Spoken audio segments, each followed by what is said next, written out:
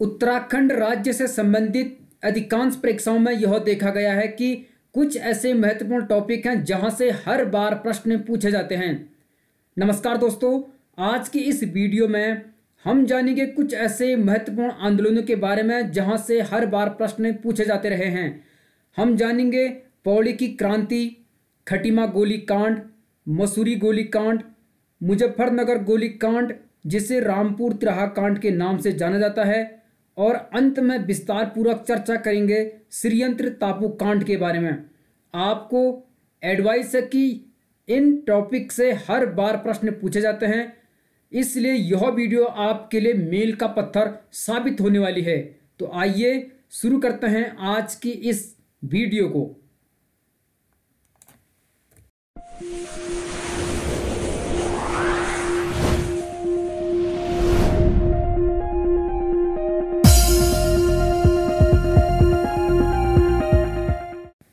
जैसे कि आप स्क्रीन पर देख पा रहे हैं, उत्तराखंड राज्य आंदोलन महत्वपूर्ण तथ्य। इस वीडियो में हम कई महत्वपूर्ण तथ्यों पर डिस्कस करेंगे। आप कॉपी पेन लेकर नोट भी कर सकते हैं। यहां से हर परीक्षा में प्रश्न पूछे जा रहे हैं। आप वीडियो को अंत तक देखें।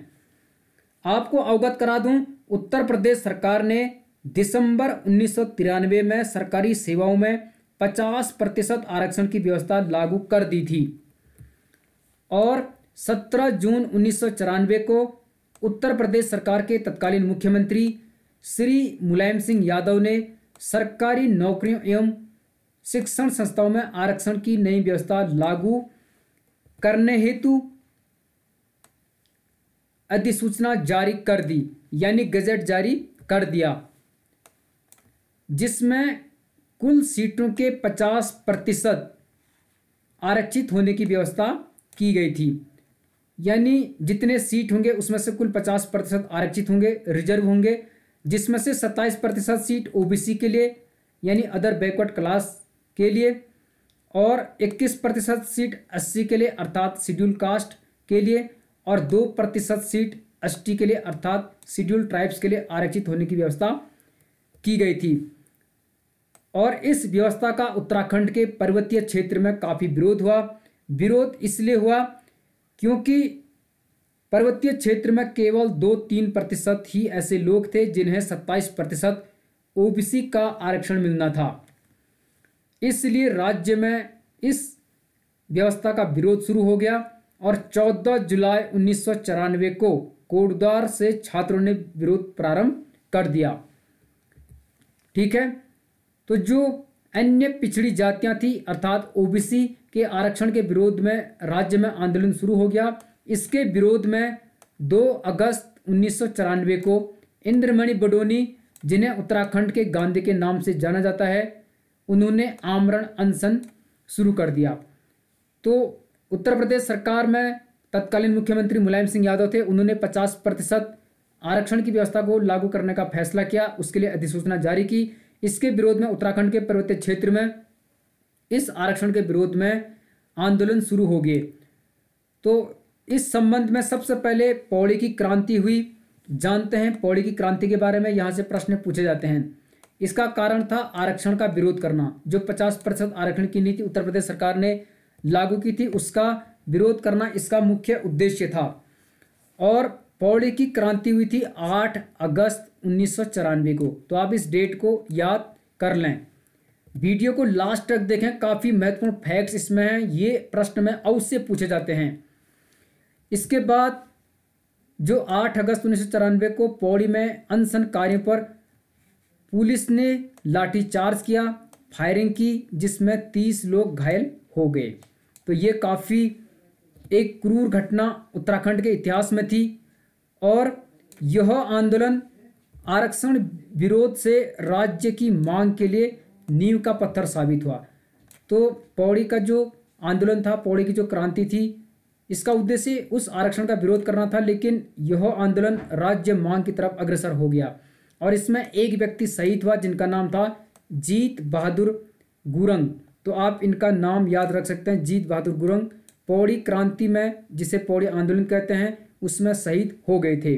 आप इसे नोट कर सकते हैं। इस प्रकार के प्रश्न कई बार पूछे जाते हैं उत्तराखंड पीसीएस में, लोअर पीसीएस, अपर पीसीएस या किसी भी परीक्षा में। फिर आगे 14 अगस्त 1994 को ऋषिकेश में रेल रोक रहे आंदोलनकारियों पर पुलिस ने लाठीचार्ज किया। इसके उपरांत 22 अगस्त 1994 को कुमाऊं कमिश्नरी का घेराव किया गया आंदोलनकारियों के द्वारा, यानी यह आंदोलन राज्य निर्माण की ओर अग्रसर हो गया। इसके पश्चात 29 अगस्त 1994 को यानी 29 अगस्त 1994 को नैनीताल में उत्तराखंड संघर्ष समिति का गठन किया गया। तो यह डेट काफ़ी इंपॉर्टेंट है, आप इसे नोट कर सकते हैं। अब हम जानते हैं खटीमा कांड, जो कि कई बार परीक्षाओं में पूछा जाता है। यहाँ से प्रश्न हर बार पूछे जा रहे हैं। खटीमा कांड खटीमा उधम सिंह नगर में है, जो कि कुमाऊं मंडल का एक जनपद है।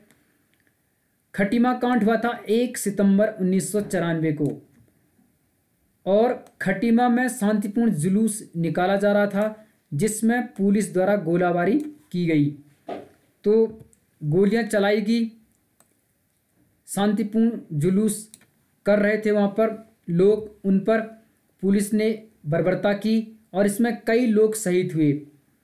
इसमें कई किताबों में 25 लोग शहीद हुए ऐसा लिखा गया है, कई किताबों में 8 लोग लिखा गया है, कई किताबों में लिखा गया कि कई लोग शहीद हुए। एग्जैक्ट डेटा किसी में नहीं है, अधिकांश किताबों में या तो 25 है या 8 है, तो आप इसे ध्यान में रख सकते हैं। तो इन लोगों में जो शहीद हुए उनमें से मैं कुछ महत्वपूर्ण लोगों के नाम आपको बता देता हूं, जो कि कई किताबों में उल्लेखित हैं।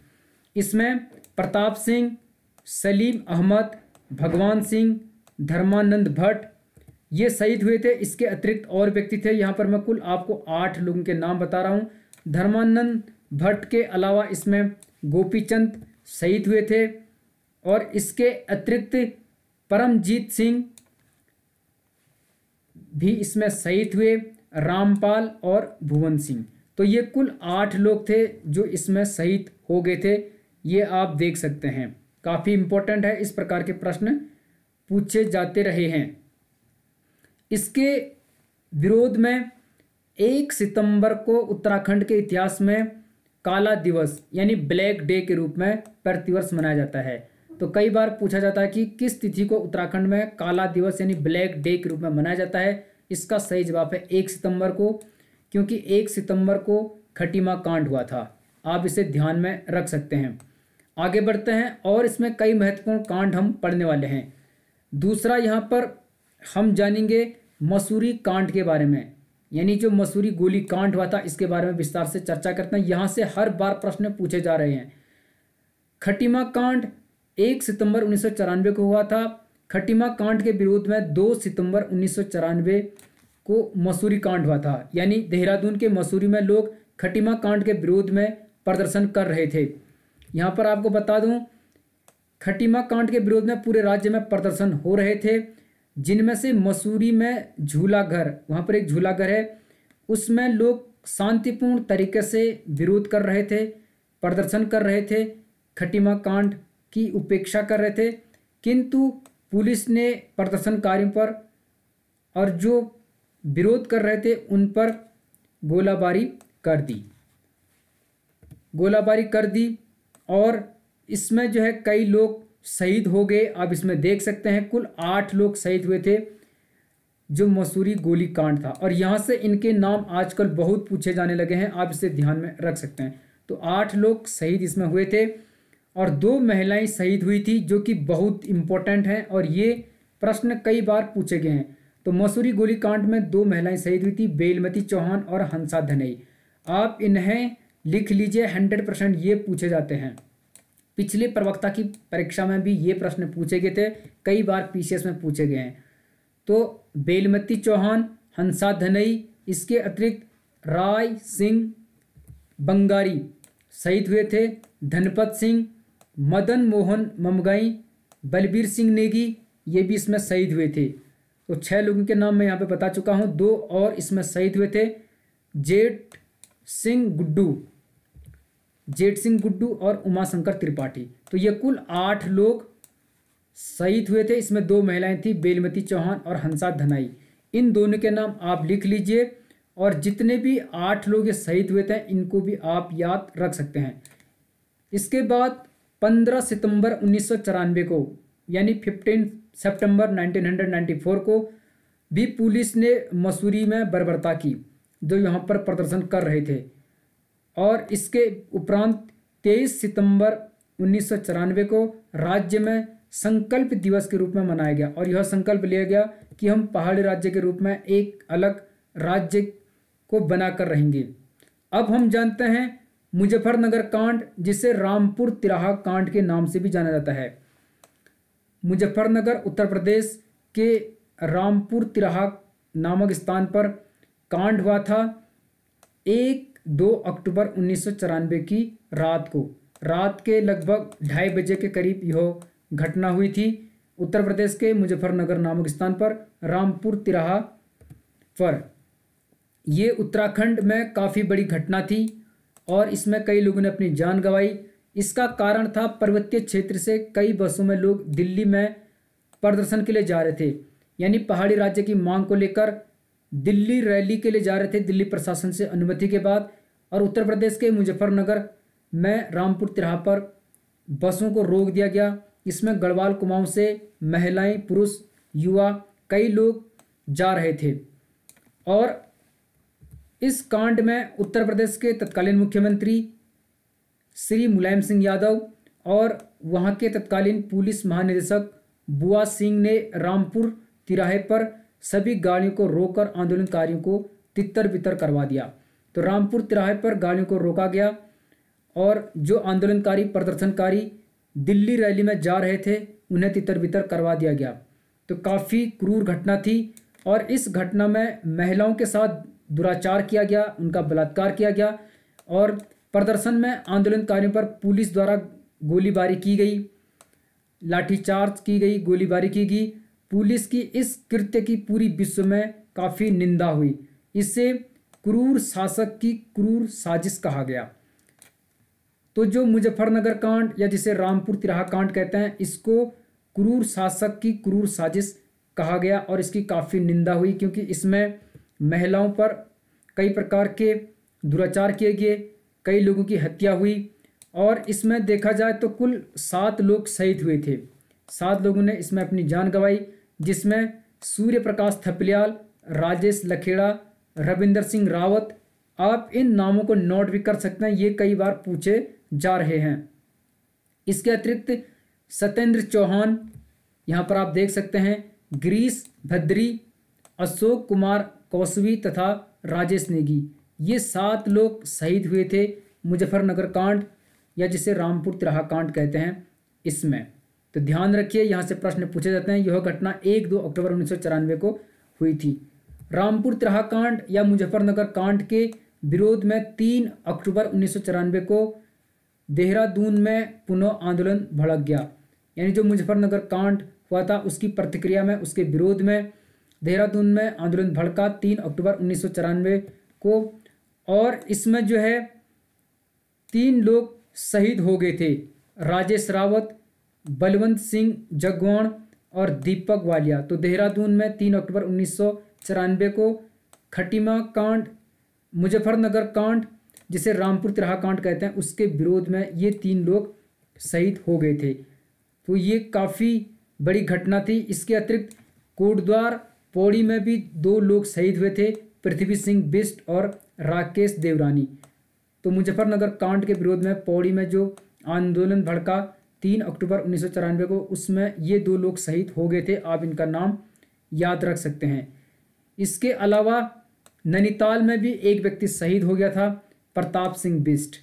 तो जो मुजफ्फरनगर कांड रामपुर तिराहा कांड हुआ था 3 अक्टूबर 1994 को, इसका विरोध किया गया और इसमें नैनीताल जनपद में प्रताप सिंह बिष्ट शहीद हो गए थे। तो ध्यान में रखिए, यहाँ से प्रश्न पूछे जा रहे हैं, आप इन्हें नोट कर सकते हैं। अब हम जानते हैं श्रीयंत्र टापू कांड। तो ये भी काफ़ी महत्वपूर्ण टॉपिक है, यहाँ से भी प्रश्न हर बार बनते हैं। श्रीयंत्र टापू श्रीनगर गढ़वाल के पास में है, अलकनंदा नदी में। तो श्रीयंत्र टापू कांड हुआ था 10 नवंबर 1995 को।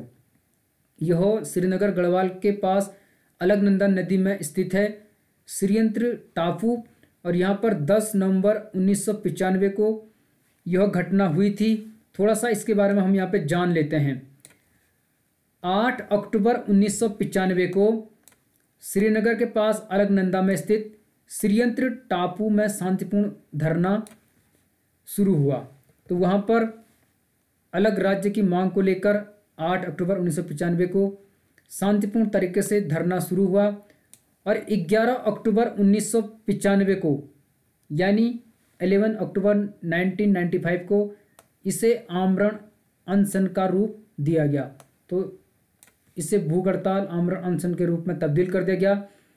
10 नवंबर 1995 की सुबह को पुलिस ने टापू पर हमला कर दिया सुबह के टाइम पर और आंदोलनकारियों को भगाना शुरू कर दिया। तो 10 नवंबर 1995 को पुलिस ने बर्बरता की टापू पर, श्रीयंत्र टापू पर, और जो वहाँ पर आंदोलनकारी थे उनको भगाने की कोशिश पुलिस के द्वारा जबरन की गई और इसमें 2 लोग शहीद हो गए। एक थे यशोधर बेंजवाल और दूसरे थे राजेश राउत। तो ये 2 नाम भी कई बार पूछे जाते हैं। इस प्रकार श्रीयंत्र टापू कांड हुआ था 10 नवंबर 1995 को। तो ध्यान में रखिए आप, ये प्रश्न कई बार पूछे जाते हैं। आप इससे ध्यान में रख लीजिए कि श्रीयंत्र टापू कांड हुआ था 10 नवंबर 1995 को। इसमें 2 लोग शहीद हो गए थे और इसके अलावा मुजफ्फरनगर कांड या जिसे रामपुर तिराहा कांड कहते हैं वह हुआ था 1-2 अक्टूबर 1994 को और इसमें जो है कुल 7 लोग शहीद हो गए थे जिनका नाम मैं यहाँ पर बता चुका हूँ। ये भी उत्तराखंड के इतिहास में एक काफ़ी बुरी घटना थी, एक काली घटना थी। इसके अलावा जो मसूरी कांड हुआ था, मसूरी गोली कांड 2 सितंबर 1994 को हुआ था, इसमें कुल 8 लोग शहीद हुए थे और मसूरी कांड जो है खटीमा कांड के विरोध में हुआ था। खटीमा कांड उधम सिंह नगर में हुआ था 1 सितंबर 1994 को। इसमें 8 शहीद लोगों का नाम मैं यहाँ पर आपको बता चुका हूँ, तो इन्हें आप ध्यान में रख सकते हैं। और इससे पहले 29 अगस्त 1994 को उत्तराखंड संघर्ष समिति का गठन हुआ और सबसे पहले मैंने यहाँ पर जिक्र किया था पौड़ी की क्रांति जो कि 8 अगस्त 1994 को हुई थी। तो आज की वीडियो में इतना ही। मुझे लगता है यहाँ से हर बार प्रश्न बनते हैं, आप इस वीडियो को अंत तक देखें ताकि यहाँ से आने वाले किसी भी प्रश्नों को आप परीक्षा में चूक ना सकें। मिलते हैं अगली वीडियो में, तब तक बने रहिए। गंगा प्रकाश वैश्विक के साथ आपका बहुत बहुत धन्यवाद।